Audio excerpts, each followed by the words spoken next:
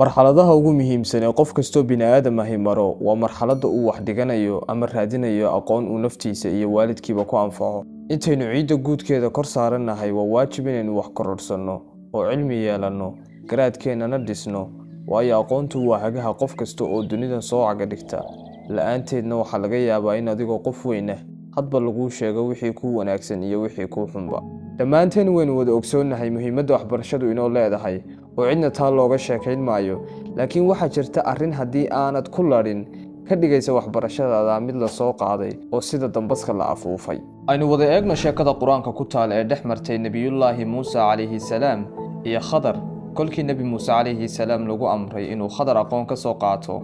markuu muuse gaadhay goobtii uu khadar joogay wuxuu ku yidhi, wax ma iga siinaysa aqoontan uu alle subxaanahu wa tacaala kuugu deeqay? khadar kumuu odhan muuse research hore ma soo samaysay, jaamacad ma ka soo qalin bedelatay, laakiin wuxuu ku yidhi, muusow inaad aniga ila socoto sabir uma lihid, innaka lan tastadic maciya sabra. runtii tanina waxayna tusinaysaa in aqoon hore aad soo qaadatay aanay muhiim ahayn ee habdhaqanka qofku uu ka muhiimsan yahay aqoonta uu haysto. qof kasta oo ardaya oo imika dugsiga ku jira ama jaamacad ku jira, saddexdan caado ama saddexdan habdhaqan inuu maalin walba noloshiisa ku dabaqo ayuu u baahan yahay si uu noqdo arday aan ku guulaysan qura jaamacadda ama dugsiga ee markuu jaamacadda iyo dugsiga xayndaabkeeda ka baxo noqdo qof guulaysta oo aqoontii lasoo baray bulshada ku anfaca. waxa weeye aqoonta quri anfac ma yeelan karayso, laakiin aqoonta iyo qofka habdhaqankiisa marka la isku daro runtii midho dhal aad u weyn bay keeni karaan. waa maxay talo saddexdan caado ee ardayga looga baahan yahay ama hadduu ku jiro dugsi ama hadduu ku jiro jaamacad.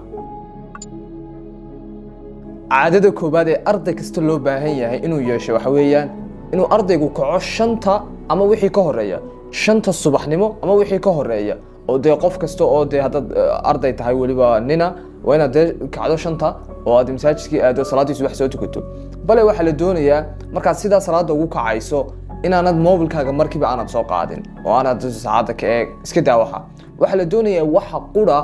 ee subaxii insha Allah indhahaga qaban doonaa inay noqoto cadceedda soo baxaysa. cadceeddu muhiimadda ay leedahay waan ognahay in marka koobaad vitamin D laga helo ama vitamin D,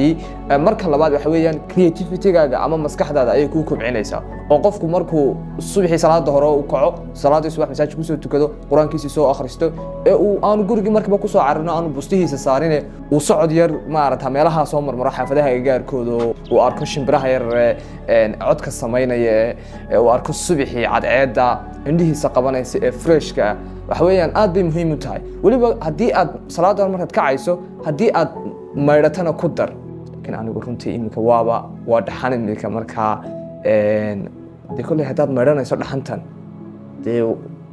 ciidamadaada lama haysan karayo, laakiin kolley aniga dhaxamaha waan ka yar dhacaa, laakiin maalmaha inta kale oo dhan waan maydhaa. marka waxa weeyaan maydhashadu runtii aad bay muhiim u tahay. qofku markuu shaawar qaato, weysaysto, masaajidka aado, quraankiisa akhristo maasha Allah, kadib deetana socod yar galo. caadada labaad ee ardayga looga baahan yahay inuu yeesho waxa weeyaan inuu ardaygu focus yeesho. waayo arday baad arkaysaa iyagoo wax qaybaya haddana mobilka isticmaalaya, haddana iyagoo mobilka isticmaalaya laptopkii baa halkan u yaala. warma 100 maskaxood baad leedahay. waxa weeye ardayga waxa loo baahan yahay inuu maalin walba uu shaqo qabsado, kaba soo qaadba walow 5 minute ha ahaato. haddaad tahay 5 minute ayaan mobilkayga isticmaalaya, dee waa caadi taas. 5 minute mobilkaaga isticmaal, halkaas ka dhig wax kale u gudub. waxa weeyaan maskaxdeenu multitasking ma samayn karayso, laba shay wax ka badan ma qaban karayso. marka multitasking ka waliba bilaa macniga inaad iska yarayso oo aan maskaxdaadii aanad overload information ku samayn oo aanad shaqo fara badan u dirin. waa imika haddaan soo qabto laptopkayga aan furo, haddana aan video duubayo, haddana aan research samaynayo, dee yacni waxa weeyaan maskaxdii waxay qabatay garan mayso. marka maalin waxaad samaysaa, waxaad tiraahdaa 5 minute waxbaan qaybaya, 5 minute waxbaan qaybaya, kadib 5 minute markay dhamaato insha Allah wax kale nu wareegaya. marka maskaxdaada waa inay focus lahaato. focuskana sida loo sameeyo waxa weeyaan inaad waxa weeyaan 2 minute wixii uu samayso koo soo qaad 2 minute oo mobilka isticmaalaya, 2 minute wax akhrisanaya, wixii waxa weeyaan waa inuu specific ku noqdo insha Allah. arday baad arkaysaa iyagoo buugii wax qaybayo oo iskor haya, haddana arday kale inuu u sheekaynayo oo kale. warniyo maskaxdaada super genius baa tahay niyo, anagu ma ogine. marka waxa weeyaan maskaxdaada waa inay focus lahaato. caadada saddexaad ee runtii ta ugu muhiimsan waxa weeyaan in ardaygu uu samaysto wax akhris. waxa weeyaan buugaagta Soomaaliga, hadda luqadaha kala taqaano carabi oo kale ama english oo kale buugta soo qaado waxa weeyaan waana halkii luqaduhu runtii aad ka muhiimka u yihiin qofku hadii maanta qof Soomaali garanayo